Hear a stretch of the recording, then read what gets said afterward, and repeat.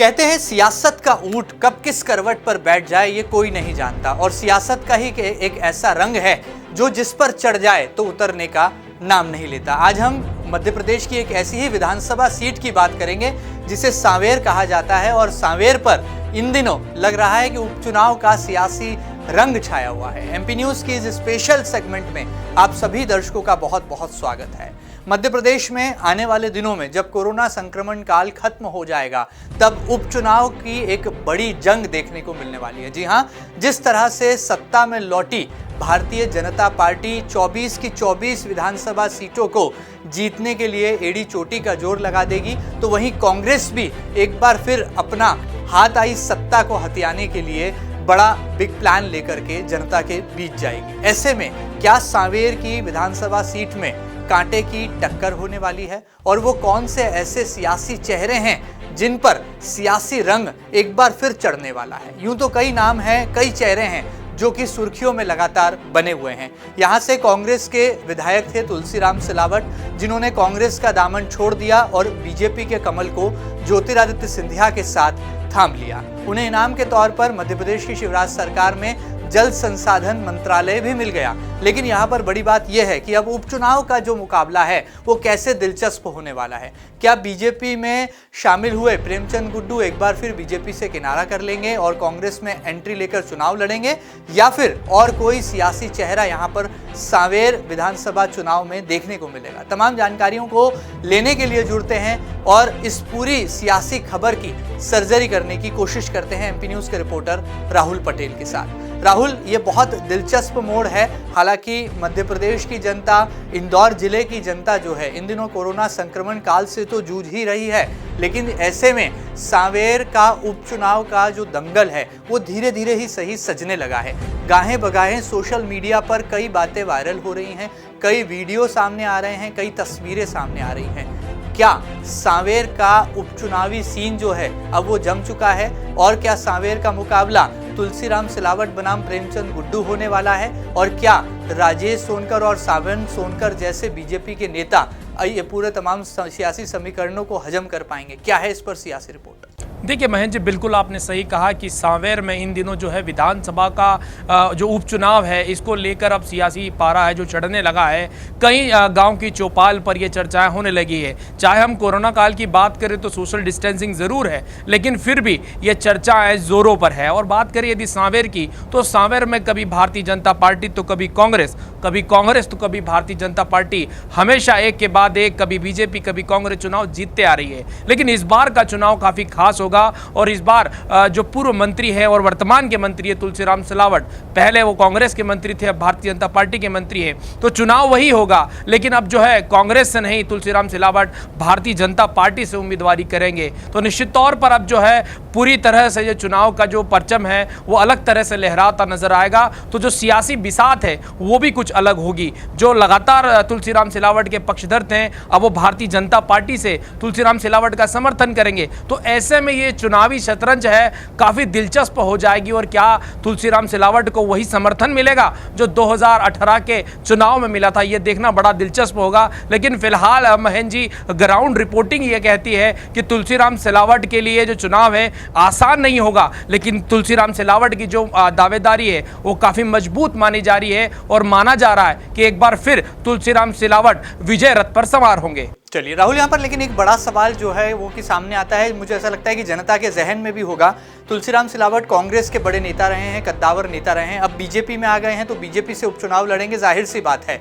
मध्य प्रदेश शासन के जल संसाधन मंत्री भी हैं, लिहाजा उन्होंने सांवेर में अपनी लगातार सक्रियता बनाई हुई है। कोरोना के संक्रमण काल में लोगों के घर घर राशन भी पहुंचा रहे हैं, लोगों के बीच जा रहे हैं, उनके दुख दर्द को सुन रहे हैं, उस पर मलहम भी लगा रहे हैं, क्षेत्र में सैनिटाइजन करने के लिए भी खुद निकल पड़ रहे हैं। लेकिन कांग्रेस की रणनीति क्या है?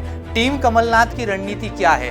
क्या कांग्रेस की तरफ से प्रेमचंद गुड्डू उम्मीदवार होंगे जो कि वर्तमान में बीजेपी में है? क्या वो बीजेपी से किनारा कर लेंगे और कांग्रेस से चुनाव लड़ेंगे, या और कोई यहाँ पर सियासी समीकरण आपको बनता है यहाँ पर नजर आ रहा है? देखिए बहन जी, यदि बात करें सांवेर की तो सांवेर आरक्षित सीट है और करीब 2.5 लाख मतदाता यहाँ पर निर्धारित करते हैं कि कौन होगा वहाँ का विधायक।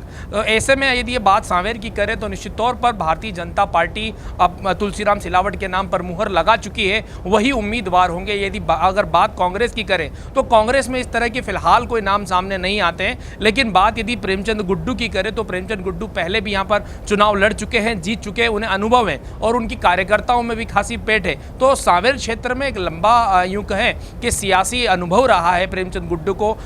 फिलहाल वो भारतीय जनता पार्टी में जरूर हैं, लेकिन इस तरह की खबरें वायरल हो रही है कि वो आने वाले समय में कांग्रेस का दामन थामेंगे, वो प्रेमचंद गुड्डू बनाम तुलसीराम सिलावट की ये जंग देखी जा सकती है। फिलहाल कुछ भी कहना जल्दबाजी होगा, क्योंकि कमलनाथ की गुड लिस्ट में फिलहाल प्रेमचंद गुड्डू नहीं है। चूंकि अब कमलनाथ ही प्रदेश अध्यक्ष है कांग्रेस के, ऐसे में कांग्रेस में उनकी वापसी इतनी जल्द नहीं हो सकती है। लेकिन महन जी, एक बात बताना चाहूंगा, जीत के लिए कुछ भी करेगा। जी हाँ, राजनीति का यह मूल मंत्र है, जहां जीत मिलती है वहां सारे जो यूं कहें कि दावे और सारे जो नियम हैं उसके उलट निर्णय लिए जाते हैं। तो देखना दिलचस्प होगा, यदि तुलसीराम सिलावट के सामने प्रेमचंद गुड्डू आते हैं तो निश्चित तौर पर मुकाबला दिलचस्प होगा। दोनों ही बागी हैं। यदि बात करें बागियों की तो जनता दोनों को बागी मानती है, एक कांग्रेस से बागी है तो दूसरे भी कांग्रेस से बागी है, एक भारतीय जनता पार्टी में तो दूसरे भी भारतीय जनता पार्टी में। लेकिन अब कांग्रेस में देखना बड़ा दिलचस्प होगा, क्या वो कांग्रेस ज्वाइन करते हैं या नहीं। बिल्कुल ठीक बात है, लेकिन यहाँ पर राहुल एक बात बहुत बड़ी अहम है, बहुत महत्वपूर्ण है। बीजेपी लगातार सांवेर विधानसभा में सोनकर परिवार के भरोसे है।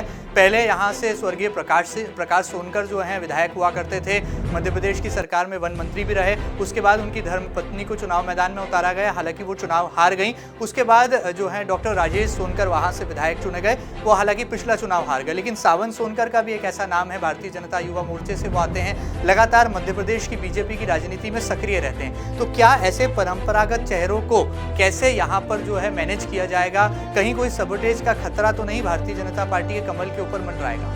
देखिए बहन जी, बिल्कुल आपने सही बात करी कि सोनकर परिवार जो है लंबी सियासत रही है, 3-4 दशकों से लगातार सोनकर परिवार का यूं कहें कि दबदबा रहा है सांवेर पर। फिलहाल अगर डॉक्टर राजेश सोनकर की बात करें तो एक समझे सुलझे नेता हैं। पिछली बार वो चुनाव जरूर हारे थे, 3000 से कम वोटों से हारे थे, उसके पहले वो विधायक चुने गए थे। तो ऐसे में 10 साल का एक लंबा राजनीतिक अनुभव भी है उन्हें। और बात यदि करें अगर हम सावन सोनकर की, तो सावन सोनकर की एक युवाओं में अलग पैठ है और युवा मोर्चा से आते हैं। लगातार सरकार को घेरने की जब कवायद होती है तो मैदान संभालते हैं। लेकिन बात यह है कि महन जी, जैसे मैंने पहले भी कहा है कि बात है यहाँ कौन उम्मीदवार जीत की गारंटी लेता है। मुझे लगता है निश्चित तौर पर जिस प्रकार से ज्योतिरादित्य सिंधिया का भारतीय जनता पार्टी से पैक्ट हुआ है, या यूं कहें कि सिंधिया ने जब से कमल का हाथ थामा है, मुझे लगता है कि तुलसीराम सिलावट वो सीट नहीं छोड़ेंगे। ऐसे में निश्चित तौर पर यदि बात आती है डॉक्टर राजेश सोनकर की, तो मुझे लगता है कहीं ना कहीं उन्हें भी समझाइश दी जाएगी, उन्हें किसी न किसी निगम मंडल या यूं कहें